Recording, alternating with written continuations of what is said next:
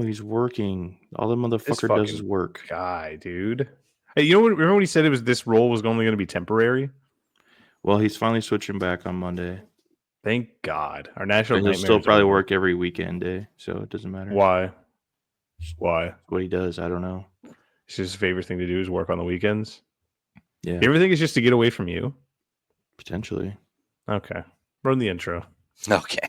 Also, Brooks' sister's getting married today, so he's not going to be here. Yeah, I figured he wouldn't get Cookie on. Rook.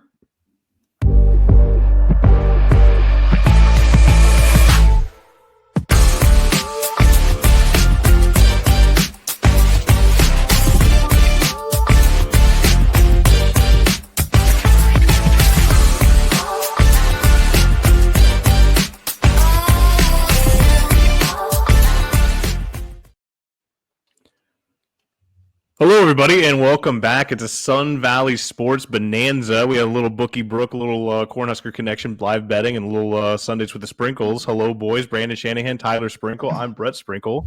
Good morning, fellas. Morning. Howdy. Are we live? No, I didn't no, get that was a set up practice. Yet. That was a practice. Yeah. Happy Saturday. Happy Sunday. Busy week in the world of sports. Saw a lot of good things, saw a lot of bad things. First and foremost, did you guys watch the Jake Paul Mike Tyson fight last night? I tried. I gave up into the second fight. So then I started watching shitty. What? Stream issues? Yeah, I mean, it was buffering all the time, and then whenever I could watch it was like 144p. Yeah. So I ended up just watching shitty Hallmark Christmas movies instead. Tis the season. Well, we can get into that a little bit later, but yeah. I don't need some. No, I did not build up. I did see it. I watched it. It was kind of sad. I mean, you kind of knew what was going to happen, and I truly believe that Mike Tyson said, like, you know, if you have a chance to knock me out, knock me out. I don't think they wanted that fight to go the distance, but Jake Paul, if he knocks Mike Tyson out, he's a loser. Like, you know what I mean? Like, there's no win scenario there. So, you know, they just danced around for 8 rounds. It was fine.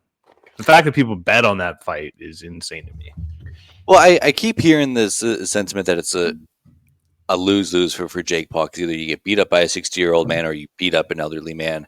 I think what people are failing to realize, and what I really think he cares about, is he's making a shit ton of money. I think that's a pretty big win. And I clearly don't think that he gives a shit about what anybody thinks of him. Yeah, well, in a derogatory sense. So yeah, I think he's just like, I'll just cash this really giant check and keep being an asshole. On Monday, we'll see how the market reacts, but you should see a pretty good dip on Netflix come Monday morning. Yeah. Hey, too bad. Good thing they only have 2 NFL games to call on Christmas Day, so that'll be fun. Yeah, and also, I mean, I don't know if you guys are big into Love is Blind as I am, but they tried to do a live show, like a live reunion, and it was just as disastrous. So I don't know why they can't figure it out. But yeah, I mean, I'm sure they'll just magically fix everything before NFL games on Christmas. I forgot about that, actually. Yep. I was thinking that maybe they were using it as like free promotion for the fight. Get a bunch of people talking shit about Netflix on Twitter, and then come the fight, they switch it back to like normal streaming. But no, they're not even smart enough to do that. I don't know. Like, why would you mess up your stream on purpose? Because nobody gives a fuck about those fights. Those early fights, nobody gives a shit. I guess I see the vision there. I see the vision. Yeah, it's like going 0-3 and then just winning out. Like, hey, let's just do it. Let's just win. Hey, let's just start doing the winning stuff. You're acting like the undercard was so amazing. I didn't watch the undercard. I was at work. There you go. Well, we ran it on. We rolled on it in the booth, so that way we could kind of pull clips from it. So I was watching it off of that feed, and it seemed fine. And we didn't. I mean, obviously that didn't have any hiccups because we were using the news station. Feed. It was completely unwatchable. It was fine. For me, it was completely unwatchable. For most of America, it was completely unwatchable. No, yeah. I mean, honestly, I think I was about 30, 40 seconds behind. But I mean, you kind of knew what what was going on. It wasn't anything crazy. Mm-hmm. Yeah, so that was a disaster. Yeah. Mm-hmm. It's all right. Football weekend's here, boys. Got some big games, especially in college football. I know Tennessee and Georgia. It's going to be one that everyone's going to be watching tonight. Another one that happens at noon, Texas, Arkansas, that I'm excited about. What are you guys most looking forward to? Wait, you're telling me not every SEC team is playing Mercer this week? Oh, just one, actually. Oh, And they're favored by 44 points. Well, and Texas A&M is playing New Mexico State, so let's not give them a pass. But the rest of the SEC gets their cupcake game in November next week. Just a reminder, all the other conferences in America are playing conference games against power opponents, and the SEC is playing teams like Mercer in November. But like the SEC, like they're always playing tough opponents every single week. Is it a bad thing to get a little bit of a respite? Are you saying that everybody else isn't playing tough opponents every week? I mean, not every single conference is the SEC. Is my point. But you're in the SEC, so you can theoretically play those SEC teams. So let's say you're in the Mountain West. You're in the Mountain West for a reason. So those are always going to be tough games against your conference opponents. Okay, I see. So there's a skill gap between those two conferences, but in those conferences, those teams are playing tough games against each other. Well, and also if they're trying to compete for the same championship, I feel like they should have a similar schedule. The SEC team gets it easy. They added 2 teams from the Big 12 to fluff their conference a little bit. Oddly enough, Big 12 Texas coming in and running the show year one. The SEC stinks. I'm happy that they're kind of falling apart. But yeah, they get this cupcake game that nobody else in the. You're gonna end up with like 6, 10, 2 teams. SEC is going bankrupt. That's actually one of the things I was going to bring up. I thought you were talking about Texas, not the SEC as a whole. Oh no! Texas is running the conference, but they were built in a real conference like the Big 12 that plays 9 conference games. That's right. So they're used to the grind. The war of attrition. Yeah, just go for it. Yeah, I love that. Bashing the SEC real early on this pod. I love that. Early and often. Speaking of bashing the SEC, Florida fucking stinks. Am I right? Not bad enough to get rid of their coach. They can't afford it. Yeah. Sad day. Speaking of that, dude, college football coach contracts are stupid. And like, I know it's not a new, this isn't a new thing, but Cignetti got a new contract extension. And the headline's really weird. Yeah, so 10-0 Indiana gives Cignetti new 8-year contract. I said, well, that's weird. What contract did he sign when he signed this year? Apparently he signed a 6-year contract, but this new 8-year contract extends to 2032. So it's not a new 8-year contract. It's just a new 2-year extension with new money. Yeah. So that makes sense. It does now that I'm actually reading it. So Cignetti only received a 6-year, $27 million contract. Now he's receiving an 8-year, $72 million contract. Fuck, so significantly more for the first 10-0 season in Indiana history. That makes sense. Damn, too bad. That's all for naught. That boy got broke off. Well, you know the reason. I mean, honestly, why would he leave? He's in the Big Ten, one of the best conferences in the country. Yeah, but if you get somebody knocking on your door, that's way Iowa. Better. Yeah, I mean, imagine like you're at a school like Oklahoma and USC comes calling. You're taking that job. That job's so much better. Or even if you win 10 games a year at Notre Dame and the big bad LSU Tigers come calling, you're taking that job for sure. Yeah, my family. That always works out great for. But coaches. I think that the team or the school did that correctly because then the buyout for that contract is way bigger than it would have been initially. So, like either we're gonna keep Kurt Cignetti here, or whoever hires him away is gonna pay us a shit ton of money. What the fuck is a retention bonus? If he's getting $8 million a year with an annual $1 million retention bonus. Isn't that just your salary? Every year that you stay, because he's going to leave, he's going to get that $1 million extra every year. Okay, but doesn't he get the other $8 million just because he stayed? Yeah, but if he stays, you don't have to pay him that $9 million. Mm-hmm. Okay. Or if he leaves, you don't have to pay him that $9 million. Okay. Well, I'm glad you guys get it. Can I ask you guys a serious question? And I don't want any trolling because I'm genuinely asking because I don't know. I'm going to troll. Yeah, I know. Because it's just going to be an Iowa question. Like, so is Iowa a more lucrative job than Indiana? Is it a better job than Indiana? I would say it's probably a bigger name, bigger brand. Yeah, I'd say Iowa's a bigger brand than Is it Indiana. only a bigger brand because they wave at sick children? No, That's I part think of it. it's the success that they've had in the past. They love exploiting 6 children for their own financial gain. So do I. It's the best. They'll die soon, so don't have to really face the music there. Brandon, go ahead and cut that out. Please. Nah, keep it in. Okay, Tyler, all right. Tyler, you were making a point before Brett went on and said sick child rants. Yeah, so just the success that Iowa's had, the past 10, 15, 10 years, where Indiana hasn't had success since like the 1930s. Yeah, the first 10-0 season is kind of Iowa's crazy. a bigger brand name than Indiana is. I will Although you say- do have basketball. Ooh.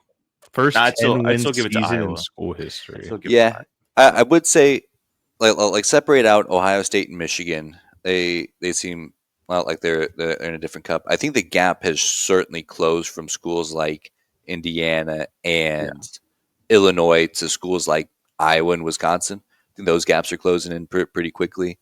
Because I mean, this is the best Indiana team we've ever seen.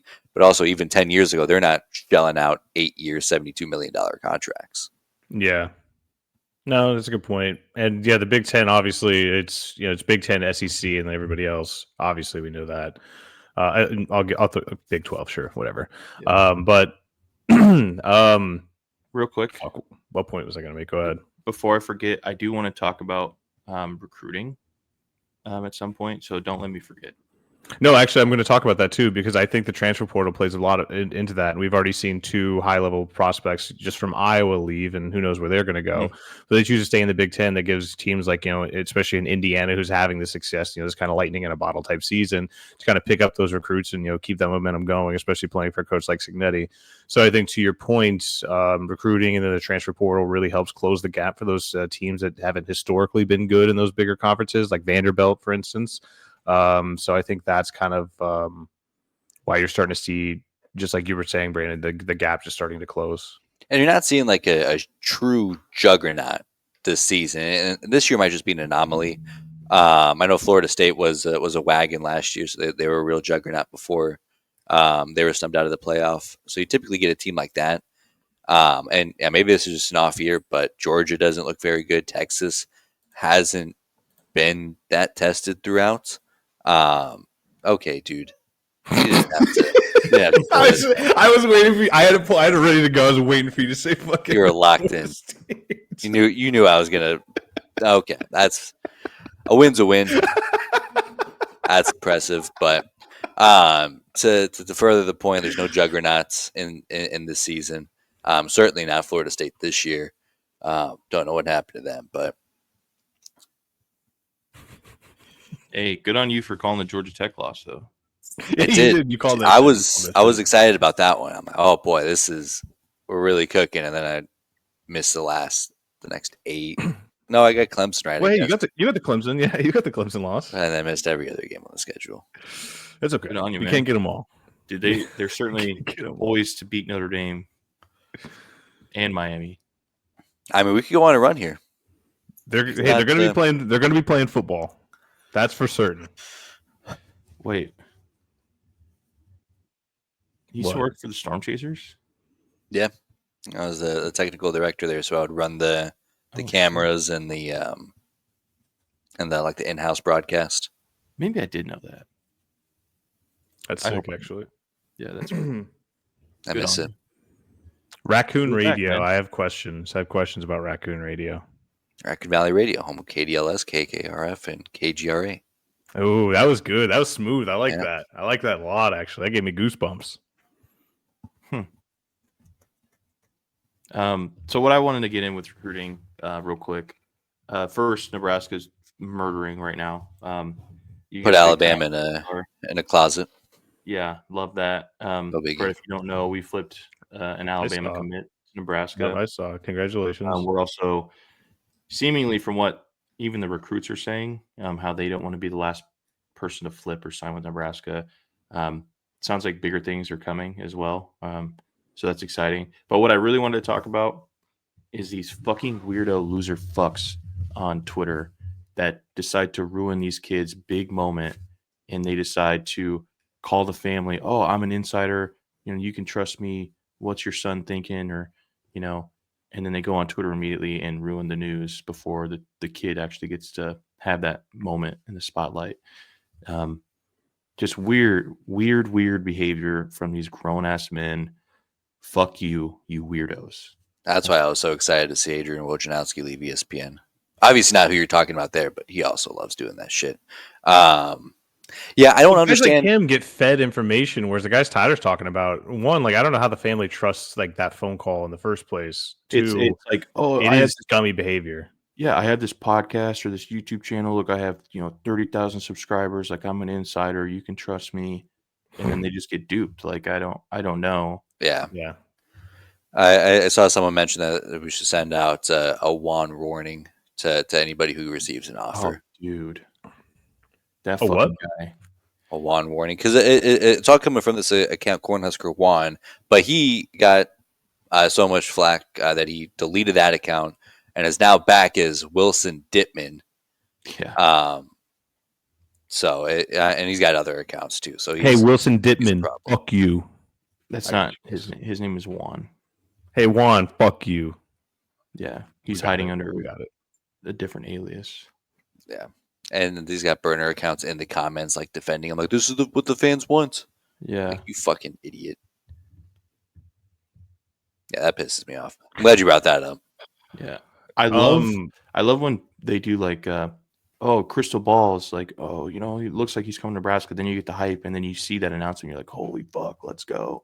Yeah, Instead, dude. I get to hear from it from fucking dipshit posting on Twitter.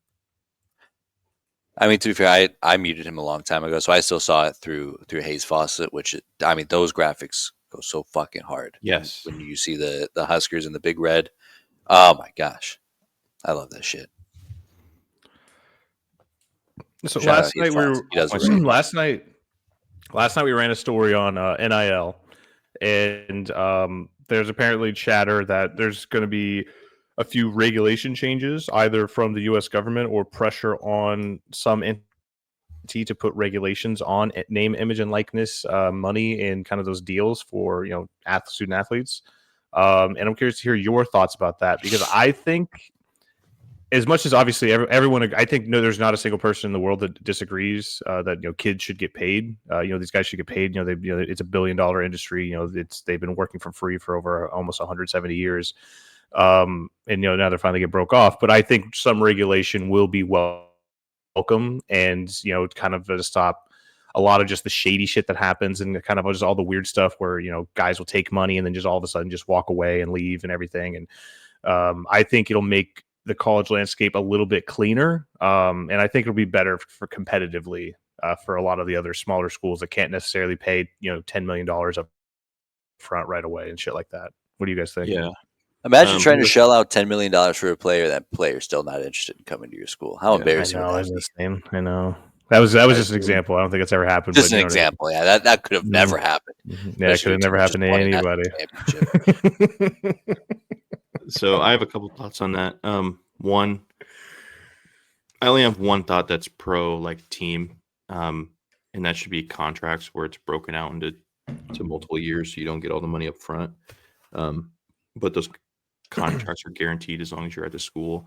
But mostly, I'm looking for protection for these players in the sense where, because I mean, you see it every time somebody goes to the NFL, then it's just these rats just come out and they're asking for money, and these guys go broke pretty quick after they stop playing.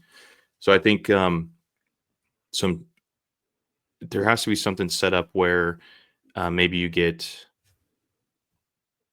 40% of the money and the rest goes into some sort of trust that you can access after. So where you still have the money and you can still spend it on whatever you want, but it's helping you keep your money longer. And then it also kind of beats off the weirdo loser rats that come out. I think, and I think what this would solve that and give like a lot more resources to players and stuff like that. Because even pros, like they have a tough time with money, but you know what they have? They have the union who can teach them financial. What's the word, Tyler? It's financial. Literacy. Yes, yeah. Who could like teach them stuff like that. So they have the resources to back that up. And I think it's only a matter of time before college athletes or even if it's just college football players unionize at some point to kind of just give standard service all around the board. They have somebody who's advocating for them behind closed doors and shit like that. So I think that's only a matter of time that happens. And when that happens, yeah, shit like you said will come. Like that'll come up in the collective bargaining agreement contract. Just small little shit like that to kind of protect the players, but. Honestly, if the players don't want to protect themselves, then it's up to them too. It's a free country, and whatever they decide their union to do, and that's what they'll do. But if anybody hears this that's in a position, I'd love to get involved and help with something like that. So send any opportunities my way. Speaking, you didn't laugh at my joke yesterday. It wasn't even a joke. It was just a very funny thing. You were taking Brandon. If you ever played this game, the video game Valorant, you get money every single round, and you can choose not to spend your money, not save your money, like blah blah blah. Tyler had one of the highest econ scores I've ever seen.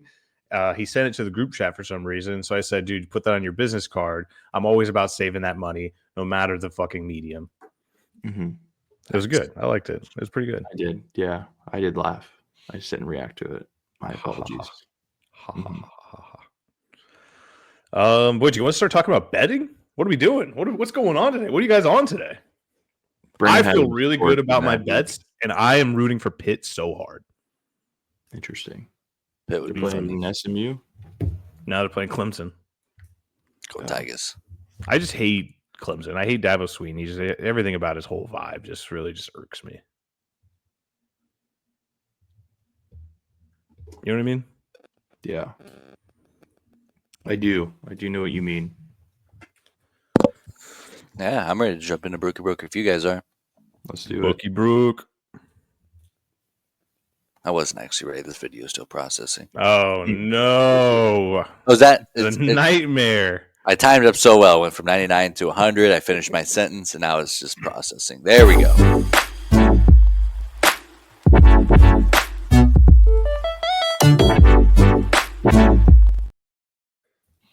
All right, Tyler. With a week last week. Oh, I had Texas Tech 4.5. Mm-hmm.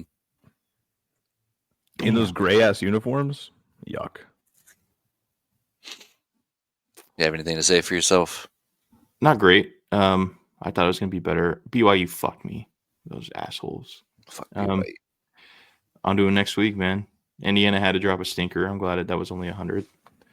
Here we are. The big slate to bring me all the way back. Nebraska money line, no shot. Dana doesn't get the boys going.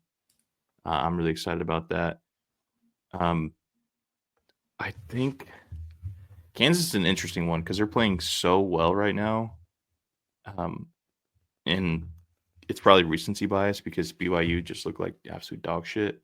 And I'm pissed at BYU, so I'm definitely betting. Actually, they're plus 2.5. Did I put minus? Oh, is that right? Yeah. That makes more sense because they're in Provo. Yeah. I'll get that updated. Sorry, I might have messed that up.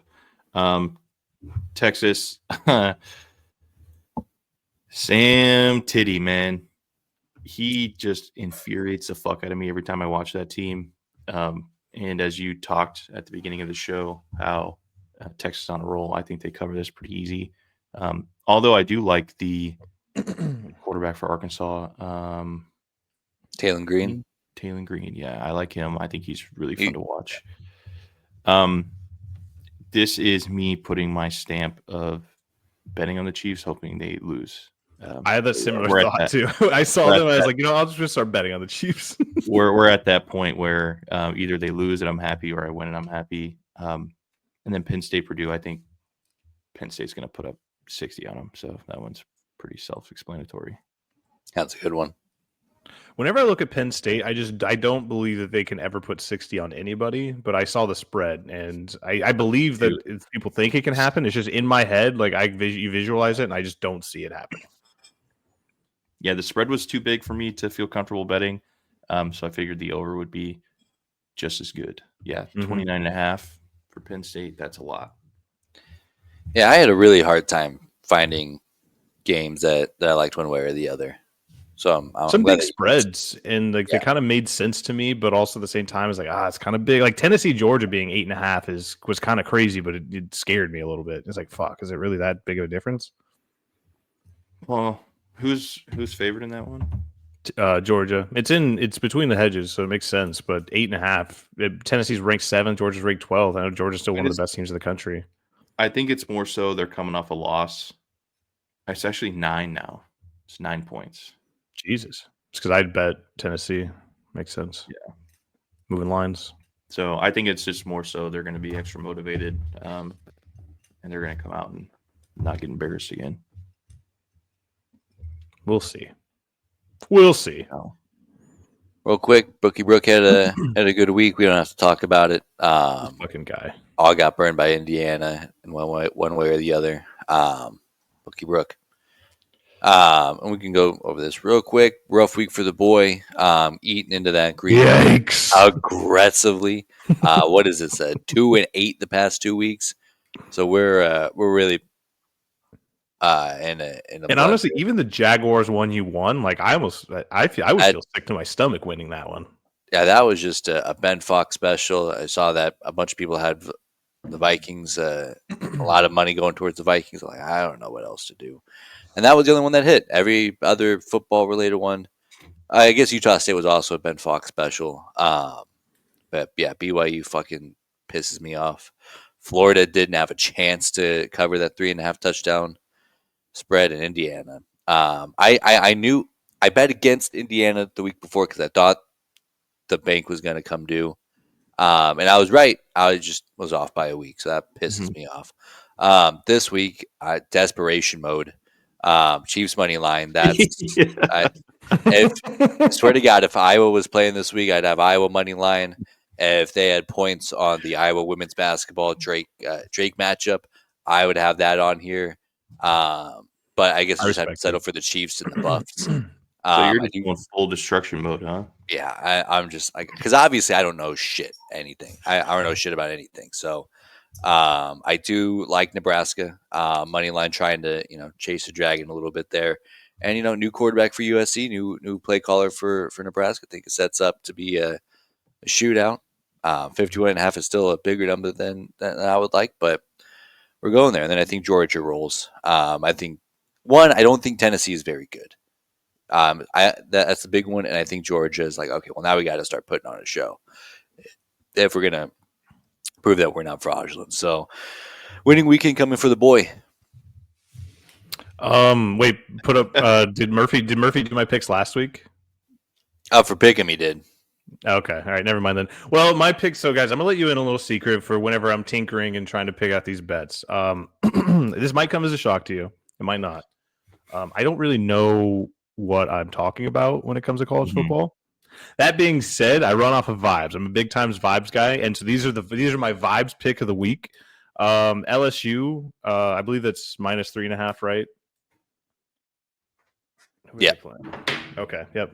LSU -3.5. It just feels like they're gonna win that one. They're playing. Fuck, who are they playing? They're on the road against Florida.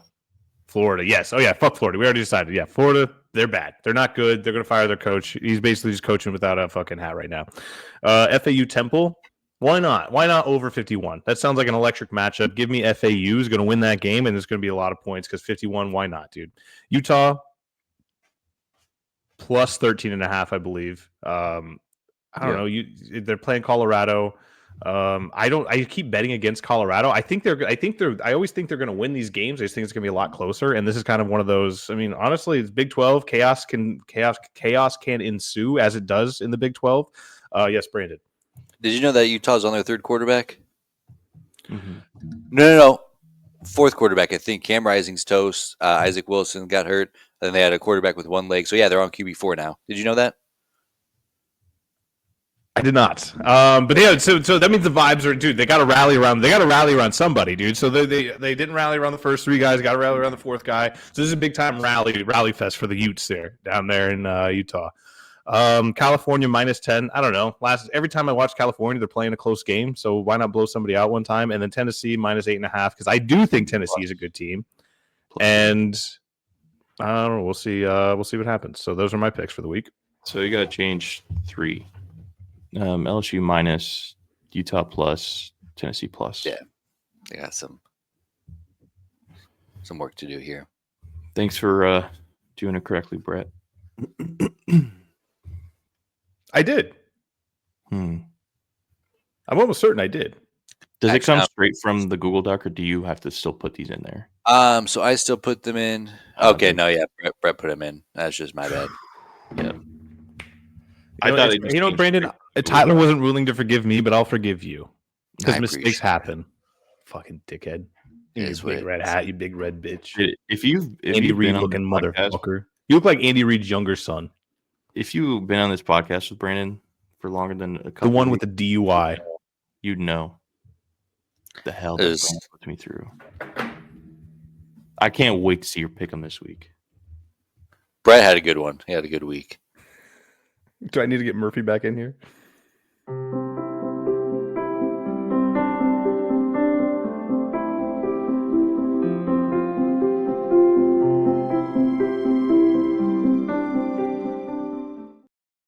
All right, fellas, we're getting ready for our pick'em. How do you think it went? I know Brooke or Brett feels good about his week, but Tyler, I didn't pick him. I don't think it was that great. It was fine. For everybody other than Brett, Brett fucking stunk. I mean, he's got the 2-time multiplier, and he's still finishing dead last. That's embarrassing. That's crazy. Unbelievable. Granted, we did let Trevor kind of free ball it. So he had 20 points. I trust Trevor with my life. You shouldn't have. They cost you. Does that end up being 40 points from Gryffindor? Everyone else finished 7-3. Respectable. Wait, why did they get -20 on Oklahoma? What the hell? That's what you wanted to put 20 points on Oklahoma. Yeah. You're so confident that. Walk me through this. He said, "There's no way Oklahoma loses to Missouri." Then we offered him. He said, "If I could, I'd put 25 points on this game." So he said, "Well, we'll let you put 20 if you really feel that confident, but if you lose, it's -20." And he said, "Yeah." So fuck it. That's ball. I respect it. I respect it actually. He did hook you up with Colorado. Got you 10 points there. Sure did.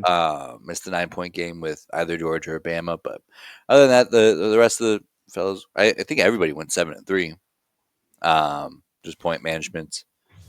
I do want to just. Can you scroll down just a smooch? I do want to point out that I am 1 game better than you guys, but I'm down a lot of points. That is true. I just want it to be known. Point management, though.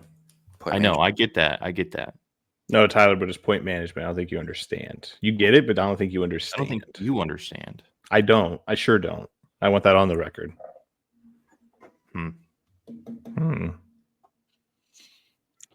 Fresh week for the boys. Real quick before you dive in, any giant games that I missed? I really thought I'm looking. I think Arkansas, Texas is the one I was looking at, but SMU, I like them a lot. Yeah, good job. Okay, this is also kind of a shitty week where I'm like, I guess I have to put Boston College and Southern Methodist. You put Alabama Mercer in. I thought about it. Can I get a bonus game, Alabama Mercer? I thought about. I didn't want to get too petty because I was going to put them on there as well as Texas A&M and New Mexico State, just to kind of highlight the cupcakes that the SEC plays in November. But I was like, we got to get it right. It's not about being right, fellas. It's about getting it right. Someone just hit the kick on game day. Fuck yeah. 150 logs. About time. Did Pat McAfee spin on his head? No. He just started hugging everybody. That's not something he would do. I'll get it started. Clemson. It would be very funny if they lost. I don't think there's much of a chance. I like them for 6 points here. Give me Clemson 8 points. 8, please. Oh yeah. Give me Pitt for 3, please. Riding with my boys. I love it. Utah and Colorado. Like I said, Utah on QB4. Colorado has, which probably should be 2 Heisman finalists. You put a lot of money on Utah, so I'm assuming you're going to go there. I put a lot of money in Utah to cover. Give me Colorado for 8 points, please, because I'm a raise a fool, but I learned something every now and again. Fool me once, give me shame on me. Colorado 9. Mm-hmm. I also like Colorado. There are other games that I like better, so I'll keep them at 5. LSU and Florida. Boy, Florida fucking stinks. I don't think LSU is very good. It's also funny to me because there's a very good chance that LSU still ends up in the SEC championship game, which would be very funny to me. I think they win comfortably today. Also, LSU 7. You know what? 7's for the boys. 7's all around. It's not too many times we get to do this, so I'll do the 7 for LSU. All right, together. Oregon, Wisconsin. Brett, where are you leaning? Big Ten, Brett. Give me Oregon. Throw that. Let's throw away. Look at the other games. I want to make sure I got it right. Yeah, give me Oregon for 9, please. Whoa. Yeah, I feel really good about this one. Give me Oregon 3. Why? So, would you guys think it's going to be closer than that? Because I look at this matchup, I think Oregon is way better than Wisconsin. That's true. It's at home. It's going to be colder weather. It gets cold in Oregon. People forget. No, I'm not saying it doesn't, but it's going to be cold. It's just going to be different. And jump around is going to be playing. The way that Wisconsin plays, I think, is just it's built to wear teams down. So that's what I'm worried about, is if Oregon gets wore out by the end of the game. I just think Oregon's really just good, though. That's the only thing I'm getting hung up. All right, yeah, fair enough. I like them to win. Also worth mentioning, deer hunting season in Wisconsin is next week. That would be a factor, believe it or not. But I still think Oregon cleans house. I like them. Why would that be a factor? You didn't even expound. You just said, yeah, it's going to be a factor. Yeah, you tried to slide that right by. I just thought it was common knowledge that Wisconsin takes a hit in attendance during deer hunting weekend. Okay. It is now. Now all of our listeners are well aware that, it's an issue. Thank you. Yeah, I like them. 8. I lost my tab here. Texas, Arkansas. I mean, this would be the game to prove that Texas is fraudulent. I don't think it is, but kind of how Tyler was talking about Wisconsin here is kind of how I feel about Arkansas, especially at home.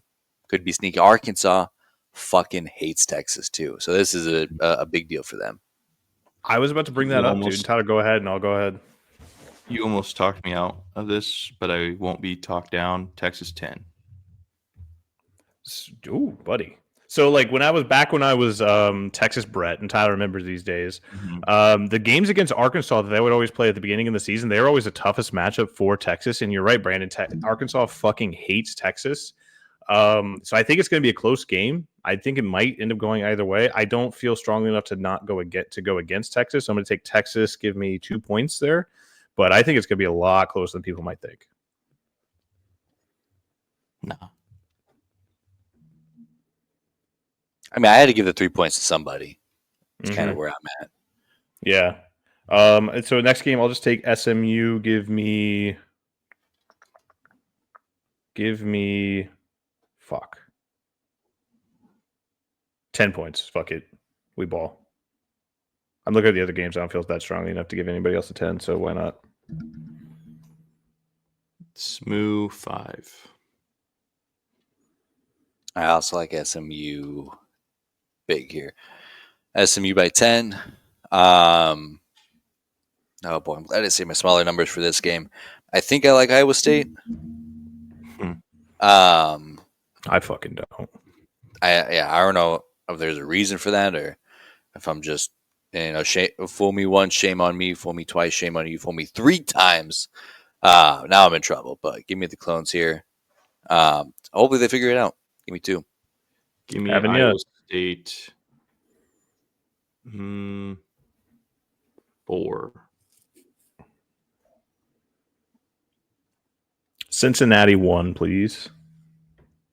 Fuck State. All right. Notre Dame and Virginia. Give me Notre Dame. I don't really feel too strongly about this game either way. So give me Notre Dame for 6, please. Also Notre Dame 6. Give me Notre Dame. I do feel good about it. So I'll use my Niner on them. Tennessee and Georgia. Gotta use 4 points somewhere. So I guess I'll take Georgia 4 here. Give me Georgia 1. Give me Georgia 4. Then Nebraska, USC. So you talk me through this game, guys. Give me, what are we thinking about Nebraska? How we feel about going against USC? Obviously, they're traveling to LA. Fill me in. Give me the cliff notes. So Dana Holgerson. Oh yes. New quarterback for USC. Very turnover prone quarterback at that. Very good at running the ball as well.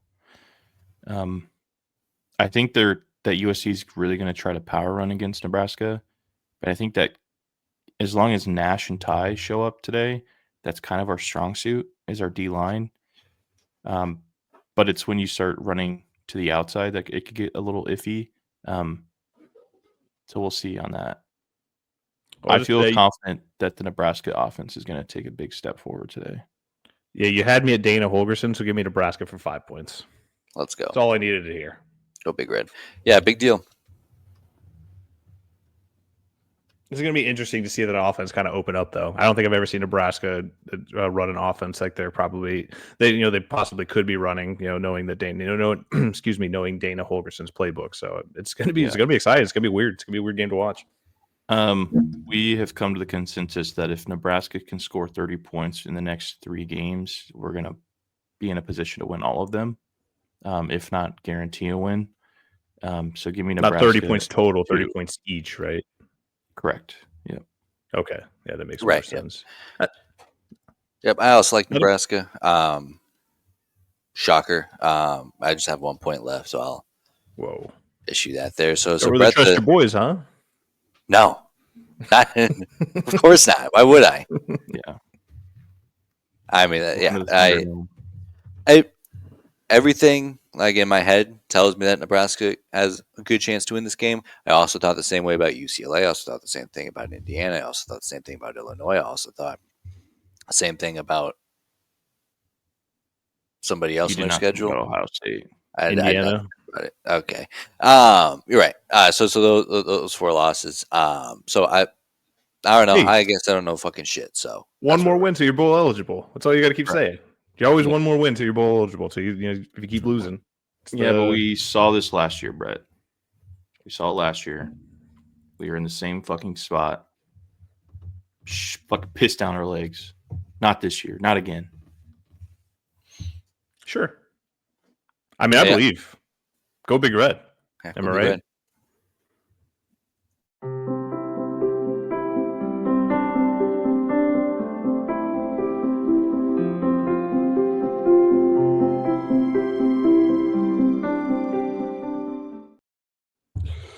And now we move into our NFL portion of the afternoon. Boys, I want your unfiltered thoughts. Tyler and I have already discussed it a little bit, but Brandon, I want to hear what you were thinking. I know you were tasting cakes or something like that last weekend. Yeah, I'm getting married. Oh, yeah. Yeah, I was like, I just didn't want to give Brooke the satisfaction of the image of me on my couch pissing my pants. So walk me through it. Walk me through the emotions, how you're feeling. Let's do that. Just first quarter, second quarter, third quarter, all the way through the end. How are you feeling? Yeah, so I kind of go into it like I go into every Chiefs game now. I'm like, all right, I guess I'll have it on in the background. I'm going to try to occupy myself, with other things. I'm not going to get too invested into it. And then all of a sudden, the Broncos take a lead. They're looking really good. Patrick Mahomes is in hell once again. Certainly playing with the spirit of Justin Simmons. Chiefs got bailed out with that bullshit illegal contact penalty. I know the Broncos had a chance to overcome it and still win, but that's still bullshit. Wouldn't expect anything less.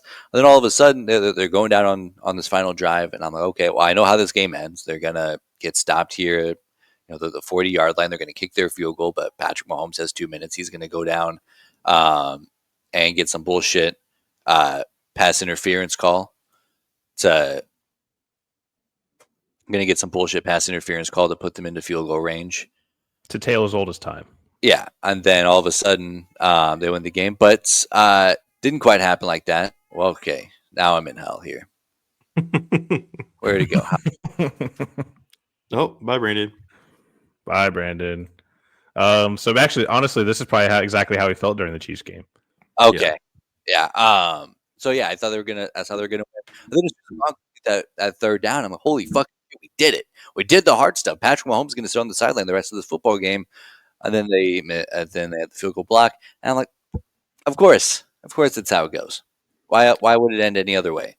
Yeah, and Tyler and I were talking, and honestly, it never really felt like we were going to win that game. I didn't expect it to end that way, to where Forsyth is like the biggest softy in the middle of that fucking field goal blocking unit. But like even just picking up that third down before and just seeing the team's reaction, and honestly seeing the team's reaction after the missed field goal, like those boys are hurt. And I keep seeing people say online, oh, they're going to wear this one. This one's only going to be fuel to get better, and I believe that. But also at the same time, this could also just be, here we go again. Like, this is fucking cheese. Like, we're never going to win this game. We're always going to be losers. Blah blah blah blah blah. Shit like that. I think you feel that way if you didn't beat them last year. But since we beat them last year, I don't think it happens that same sort of way. Good point. Good point. Yeah. I think you also got to lean on your coaching staff, and I feel good about this coaching staff to not let this. Because I feel like if there was going to be a game where the wheels really fall off and the season collapses upon themselves, it would have been the Ravens game. So to come back after that game and to have a very strong performance on the road at Arrowhead. Yeah, I was like, you didn't see it during in the live feed, but if you really look closely at some of the still shots, you see that referee just really getting in there. He bullied fucking Forsyth and just fucking went and blocked that kick. He's working for his paycheck. Yeah. No shot. No fucking shot. I wasn't expecting it to get blocked. I was expecting it to get. What's up, you bitch? What the fuck are you doing here? I was just tuning in just in time for the Broncos segment. Mm-hmm. I was expecting it to be missed. I didn't expect it to get blocked. But it is what it is. The thing I took away from it is we didn't get blown out. So we are a decent team, and we outplayed them. We outplayed them. I have no doubt in my mind about that. Like, I have no qualms with that. We outplayed them for sure. Hey, fellas. What did you guys say, Trevor? Did I miss the Steelers segment? Not yet. It's right now. No, we're just getting into it. Yeah. Russell Wilson. How do you feel? How do you feel? I do want to mention Russell Wilson first. That last drive, Russell Wilson certainly throws a pick or fumbles the ball last year in that same situation. So I just want to make sure. I sent you guys a clip last night. Did you see that? It was Sean Payton talking about, I've had plenty of quarterbacks who just like sack themselves, and he was talking about Russell Wilson. He was 100% talking about Russell Wilson. Like what? Yeah, is he talking about Drew Brees? I wonder who he's talking about. But he has turned a corner. Russell Wilson does look good this year. Trevor, back to you.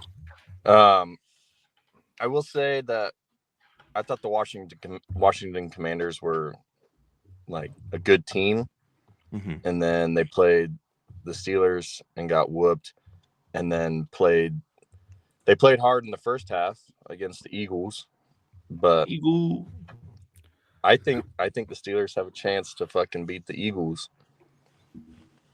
I think so too. I still don't think the Eagles are a good team.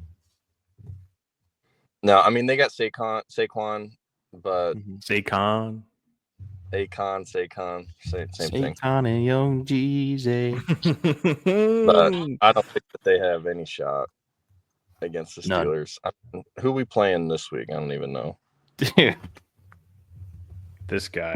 Look for right now. You guys have the Baltimore Ravens. You don't know you're playing the Ravens? It's Ravens week, dude. You're playing down there in Pittsburgh. I did not know that. Clearly. Yeah, I'm going to the game too, and I don't even know who's playing. Like, I'll figure it out once I get there. I'm sure they'll tell me. Like, I don't know. Ooh, but hey, Tomlin is a home dog, so I actually like the Steelers in that game. Tomlin is a home dog. It's easy money. You should always like the Steelers all the time. And I know this is I the do. hater I in just don't me, like you. but I still feel like old Russell Wilson's going to pop out sometime soon. So Oh, he is for sure. this could be the game. Well, I think what you guys are forgetting to realize is he doesn't play for the Broncos anymore. Yeah. So Well, see, he so can that go was on back the to being sheet. he can go back to being good. That was on the sheet. So, did the Broncos fail Russell Wilson, or is the other shoe about to drop for Russell Wilson? Like he's playing for really. I mean, the Steelers, Mike Tomlin, that coaching staff. I do love Arthur Smith. Like I think he is a good offensive coordinator. I just don't think it worked out in Atlanta. I think he's got a good coaching staff around him. They got him in the right scheme, and I just think Nathaniel Hackett just sucks fucking cock, and it just kind of got him started off on the wrong foot, signing that contract and just stinking automatically. It was always going to end the way it did. Yeah, I'm sure you- Tyler will push back on this, but I don't know how you can look at this and say unequivocally the Broncos did not fail him. They gave him Nathaniel Hackett, and then they got rid of him and brought in a coach who fucking hates Russell Wilson. So he never stood a chance. And I think this is more so the median for Russell Wilson. I will just ask you guys this. Is the Broncos team this year that much better than it was last year? No. Okay. So if the Broncos failed Russell Wilson, why are we not failing Bo Nix the same way? Because Sean Payton doesn't have a blood grudge against Bo Nix. So you think a grown ass man coaching for his job every week is going to just throw away games? It wasn't sabotage. Russell Wilson. It wasn't sabotage. I just think it was more. Go ahead, Brandon. Yeah, I don't think he was going out to set Russell Wilson up for failure. I think he tried to set him up for success as best as he could. And I think he did a fairly good job of that compared to what Nathaniel Hackett did last year. I just don't. I think he knew that this is a 1-year deal. I got to get through Russell Wilson, then we can ship him off to Pennsylvania. But I'm gonna grit my teeth the entire time because I fucking hate this guy. He's not a good quarterback in my eyes, and then I'm gonna get to handpick my guy. I think that's what it is. So and I think he loves Bo Nix. I think he sees the world in him, and I think that's a huge deal. Bo Nix is just Taysom Hill, and that's. I think it's a little more of both. Russell Wilson sucking, and the Broncos letting him down. Than what you guys are giving credit for. But if you look at it, Russell Wilson statistically did not have a bad season last year. So we always knew that he could do something like this. I just kind of feels like the pressure is it. You look at it differently whenever he's playing for $160 million contract and whenever he's playing for league minimum, right? Because now it's just house money. The Steelers know, there's no pressure on him whatsoever. So even honestly, he's played well, but he hasn't played spectacular. He's still fucking Russell. He's still doing the same dumb shit he did with the Broncos. But he's not making $160 million, and I think that's the big difference. He's not getting shit on for that. So anything he does is just like you said. You're playing with house money at that point. Yeah, but it just goes back to the point that I brought up against the Chiefs.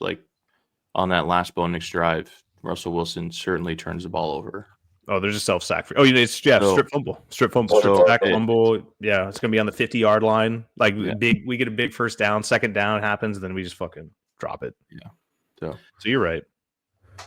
I'm not saying it's all on Russell Wilson, and I get that his stats weren't as bad as what it seemed to be on the field, but I do think that he deserves a lot of blame there for what happened in Denver, just as much as the Broncos do. That's fair. Well, segueing into our next segment. Oh, good. I forgot you were there, Murphy. And actually, Trevor Murphy, I want to hear your thoughts. I like your opinion on the house money thing. I mean, it kind of puts it into perspective. You got this high capita or whatever, you're the fucking hype guy, you're the highest paid quarterback, and you fuck up. You throw one interception, it's like, why did we even pay this guy? But he throws an interception for the Steelers. It's like, hey, that's just ball, got the better of him. I can't be mad. Then I guess if he's really bad, you just throw in Justin Fields and you're not that worse off. And I do want to ask you this. So there was a lot of pressure because he was being paid so much, right? That's what we're saying, sort of. That's one of the factors, I believe. So, and again, we saw this last year. So when the Steelers get into a big game, let's say a playoff game, the pressure is very high to win. I don't think it's the pressure. I think it's the microscope. Okay. I think the microscope is intensified. It's not necessarily the pressure that he's feeling. It's just like every single mistake he made is intensified because of the money. It's not necessarily the pressure not the pressure of the contract. It's just the intensity of which he's scrutinized. Gotcha. Oh, and then the optics on him are completely different than when he came to Denver. When he came to Denver, as this guy on a Hall of Fame track to be a Hall of Fame quarterback, looking to kind of take that second step in his career, like we saw with Peyton Manning, and then now that he's in Pittsburgh, it's like, oh well, now he's just recycled goods, and he'll compete with Justin Fields for the starting job. Yeah, well, and every American loves like a redemption story, and this is kind of his redemption arc. Like he came into Denver, wanted his own office, was just a fucking big weirdo. Nobody liked him, and then now he goes to Pittsburgh, kind of tail tucked between his legs, making league minimum, while also still getting fucking $60 million guaranteed from the Broncos. And he just, he's coming out and just he's playing, and anything he does, everyone's going to applaud because it's like, well, hey, he's making his comeback, he's doing it, That's another thing I forgot about. That he did all that shit right when he got to Denver. Mm-hmm. Yeah, and that's the part where I'll put all that blame on Russell Wilson, is that he. But I think very off-putting. Do you think that Denver has become like a stepping stone? Fuck you, Steelers quarterbacks. Well, just any player in the league, No, I mean, I don't. Joe Flacco, he wasn't very good at all until he went to the Broncos. Then he left, and now he's just elite. I don't think that's true. The stepping stone thing. Drew Lock. I mean, he's got the starting job in the Big Apple. Like New York's his oyster. The Drew Lock era has begun, boys. I still think that we should have kept Drew Lock. Yeah, you got an affinity for that dude. I don't dude, that season that he had, his rookie year, was incredible. It was awesome. You think you're going to be talking about Bo Nix the same way? Yeah. I hope so. Bo Nix is having a way better rookie season than fucking Drew Lock did. Because he started the whole season. Drew Lock got thrown in week 10, 11? Well, fucking Bo Nix got thrown in week 1? Like, come on. But he's if you're getting thrown in, you're getting thrown in. Time to develop though. Like we saw the worst of Bo Nix, and he's developing week to week. Where at this time last year, or when in Drew Lock's career, he was just now starting. And then going through that learning curve.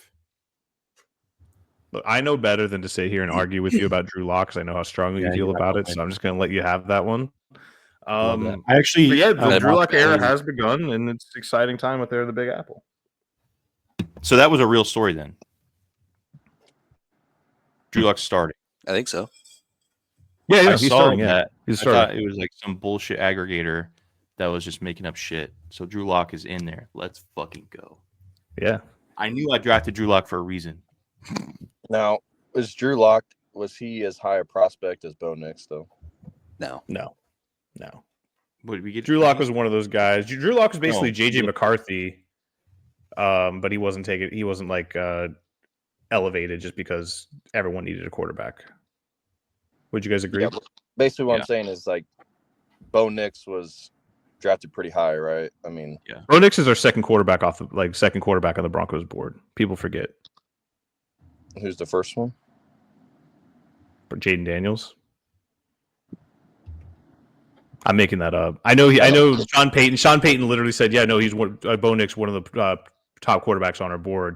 And he said, "Yeah, there's only one guy above him." And so I'm just going to say it was the good guy on the draft board. I thought you meant their depth. Okay. Well, basically, what I'm saying is they expect more from him because he was a top draft pick. But with Drew Lock, I mean, he was always going to be a backup. Yeah, the third player that the Broncos drafted. If they really liked him as much as Bo Nix, they would have. Trevor just got me thinking. Okay, so you're talking about microscope, right? Not me. Bo Nix doesn't have Trevor Microscope Murphy. That's what they call him.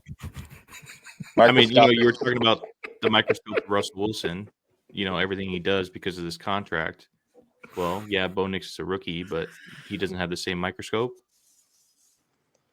I think maybe he does. I think according to you guys, I mean, obviously any quarterback that you guys throw in there, if you throw in fucking Jacoby Brissett or whoever the fuck, You're gonna be like, why is this dude not fucking performing? He was a number 1 draft pick years ago. What, you know what I mean? Like, whatever. John Elway ruined quarterbacking in Denver, but Peyton Manning took it to a whole nother level. So now we're just fucking spoiled. So playing quarterback in Denver might be one of the toughest positions in all of sports, if I'm being Kyle Orton honest. did it. Kyle Orton's a fucking beast. Yes, dude, we don't talk enough about him. Kyle Orton was really fucking good, and we just shit on him pretty much his entire career. I know I didn't like him at the time. Looking back, like, he was very fucking serviceable quarterback. He was probably top 12, top 15 every single year he was in Denver. I also like to throw out, I just don't have the energy to put Bo Nix under a microscope like I did for Drew Lock and Russell Wilson. So, like, I don't know if that has anything to do with it or that's just me. I'm just so tired. Just kind of you just want it to go well. Like, you don't overanalyze. Yeah, like, I'm expecting it to go bad, just like every other quarterback in the past 10 years for the Broncos have gone bad. If it turns out well, like it's turning out well, great. But I just don't have the energy to really lock in. And plus, I'm still feeling good. Still feeling good after the Mets like postseason run. So it's just like I don't really need to worry about football that much right now. So, do we want to make the playoffs? Go ahead. Sorry. Yeah. Okay, we do. Trevor, okay. Give me your analysis of the Steelers-Ravens game. I feel like there's going to be some drama. Chippiness. There's going to be some chippiness. Mm. But part of me thinks that Russell Wilson doesn't really get that, you know. Not a real Steeler yet. Well, no, yeah, like he doesn't. I don't know who the Seahawks had as a rival. No, in his pregame warm up, he's simulating fights. You know how he simulates, the entire huddle and everything when he's doing the warm up and shit. Yeah, he's just like, hey, come on, man, yeah, shadow boxing. But no, I mean, there's always some turmoil, but I feel like what's his name, Lamar Jackson's going to have over 100-yard rushing, and it's just going to really put us in our place. You know, I feel like he's going to be forced to run, which he's good at. I don't think that, or it'll go totally opposite. We'll lock his ass down and he'll be forced to throw 300 fucking yards to the air. You know, I mean, it all relies on our defense. Yeah, he can do both, but I feel like we're going to be so good at locking down one thing. Now, offensive wise, I don't know. It's a toss up. I mean, we'll just have to see. I really don't. So, question for you. Does Lamar get through this game without having diarrhea? What the fuck does that mean? No. Does he get through the game without having diarrhea? That boy's been having diarrhea. Does he get through it without having diarrhea? Yes. Okay. I mean, how soon you forget, what was it, last year or 2 years ago? He had to leave a couple games because he was shitting himself. Really? You see that video, like he's eating that clam pizza, and somebody quote tweeted, "Is like, Lamar, no, the weather's turning. You're inside, your guts, they can't handle it. Please stop. What are you doing?" The locker room, and then he comes running back out like 10 minutes later after he boo-boos. Boom. No, I don't remember that. That's funny. So but I guess you know what? For you, who's the backup for them? Like Huntley or something? No, he's on the Dolphins. Okay. Who is their backup? Oh man, I do not know. Tough. Backup for the fuck, I know it. Is it it's not the Penn State guy, is it? Trace McSorley. Love Trace McSorley. I know we're running short on time, and there is something we haven't talked about that I really need to defend. And it's this trade right here. And it caused a little bit of drama in the league this week. And I want you to know I put a lot of effort, put a lot of time, put a lot of research into it. It was a lot of back and forth between me and Austin. Brandon, yours is the only thoughts that I don't have. So I just want to hear your initial thoughts when you saw this trade go through. I can't believe this didn't get shot down. You got absolutely fleeced. This is ridiculous. Yeah. I can't believe it didn't go through. The only reason why people let it go through is because they know it was you who's getting fleeced, and they accepted that. So I don't think I got fleeced. I really don't. I know that Austin, if you look at it this year, Austin wins this trade, but I think I set myself up for the future. Not like pretty good. You can't win every single trade. Like it's not going to be fucking like it's not going to be perfect, but I'm taking a shot. The way I look at it, Patrick Mahomes, he hasn't been that great this year. It's fine. He's still going to be good for another 10 years, but that's not what I'm really worried about. I like CJ Stroud. He's a young guy. He's struggling a little bit this season, but they get Nico Collins back this week, and whenever he has Nico Collins, he plays exceptionally well, and he's still going to be a really good quarterback in the NFL for the next 15 years. The second round pick I'm getting from Austin, if he wins the championship this year with everybody I traded him, he should win the championship. What's the difference between the 12th pick and the 13th pick? So that's why I decided to take a second rounder instead of a first rounder. But Tyler also painted me into that corner whenever he started talking shit to me. So I was like, okay, I guess I'll take a second rounder. Evan Ingram, I upgraded my tight end position, which I really fucking needed. I just needed somebody that got production, and I'm so tired of relying on the goddamn Bears. The players I traded away, Chase Brown, yeah, he's been fucking electric, but he's 25. I don't know how much longer he's going to be the starting running back. They keep bringing in people to kind of share the load with him. And like I was willing to get rid of him because my running back room is so deep. Thank you, Trevor, for giving me Bucky Irving, which allowed me to kind of have the wiggle room to make that trade. And then Tank Dell, like I said, Nico Collins coming back. Tank Dell, I don't know if you guys realize, I've been trying to get rid of Tank Dell all fucking season because whenever Nico Collins is on the goddamn field, Tank Dell doesn't see shit. So to me, that's kind of somebody I was willing to give up. And again, I am very deep. So what I did was I upgraded one position, took basically the same player in my eyes at the quarterback position, and I got basically a early second round pick out of it, a late first round pick if you're really looking at it. So that's why I think it's a good trade. And I know looking at it right now, yeah, you have three top fantasy scorers of the past 2 years. I'm giving to Austin, but to me, it makes sense for the future. And if it doesn't work out, it's not like I gave anybody $220 million guaranteed. Brandon, yes, you have a question. Did you read my message when Austin asked how the draft work? And it's not a snake. And I mentioned that it's not a snake draft. So if Austin wins the championship, you get the last pick in the second round. Okay, so I read snake, and I just okay, all right. Okay, I just wanted to make sure you read that properly. Trading the player that you spent the number one overall pick on, it was and not even getting a first or second overall pick, and not even getting a first round pick is incredible. This is, I mean. All right, yeah, okay, so that one's on me. All right, that one's on me. For you. I looked at you, so you get the better of me. I just read one word, and I was like, okay, snake draft. I wish Austin and anybody else would have benefited from this other than Austin. Yeah. He's set up to just run train on this league for foreseeable future. So we have you to blame for that. Yep, thanks.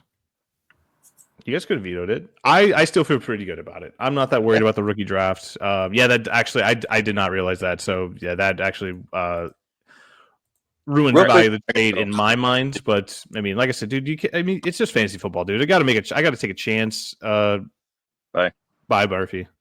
Bye, Murphy. While you have this pulled up, can you bring up the divisions real quick, dude? These are so bad. I can't believe how this is shaped up. Like I'm in last place, and I would have a 2-game lead in Division 2. Oh yeah, because you're 6-4. So Brandon 6-4. Yeah, your Division 3 is insane. Hey, dude, we fucking cooked when we came up with these divisions because all the stinky teams are in one division. Ass. Garbage, dude. Oh my goodness. It's so ass. Also, why the fuck does Drew not set his lineup? I got to talk to him about that. Wait. Before you do that, I need to see when I play him. Because everybody else fucking gets a bye. You play him next week. I looked that up for wedding purposes. Don't tell him yet. Give me my bye week, damn it. Because he's got a sneaky good team. Yeah, he doesn't set his lineup. Like, I think he still has Justin Jefferson on his bench. Yeah, he does.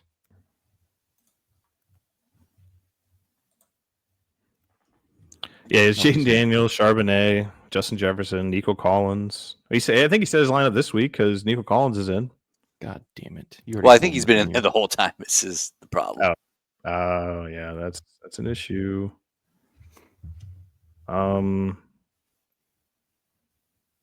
Good for him.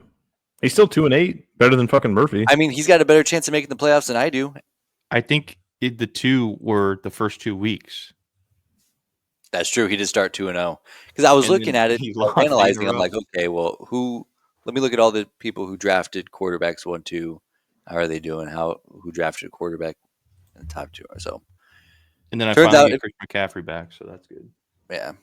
Hey, Brandon, can I petition you to make the rookie draft a snake draft? Nope. No. Okay. I try. Yeah, you got to try.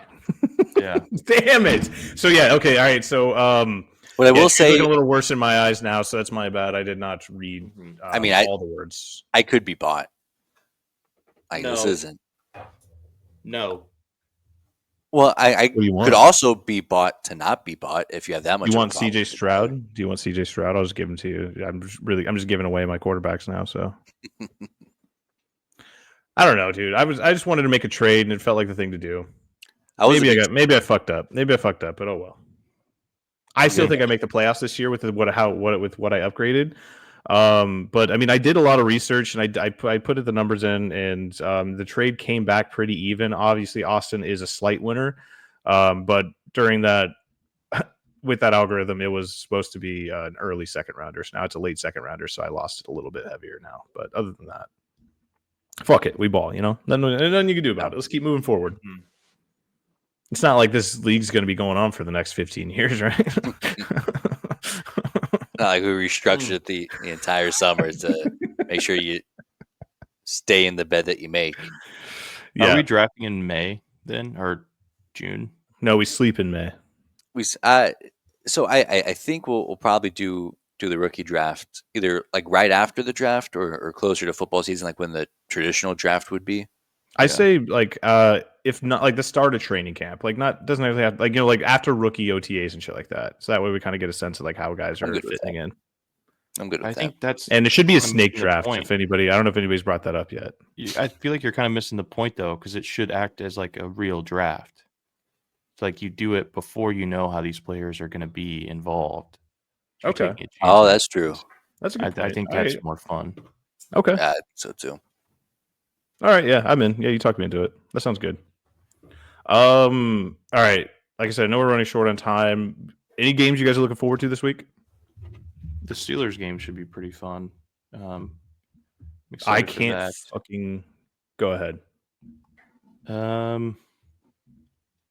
Obviously the Tennessee Alabama game or Tennessee Georgia game is going to be good. Oh yeah. And I'm really excited to see Nebraska. See what they got. Personally, I'm most excited for the Caddo Valley Salina regional final volleyball game today.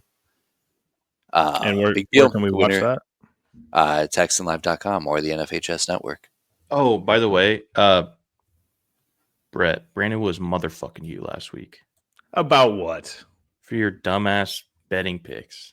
Because I gotta go fucking look up Akron. Fucking asshole.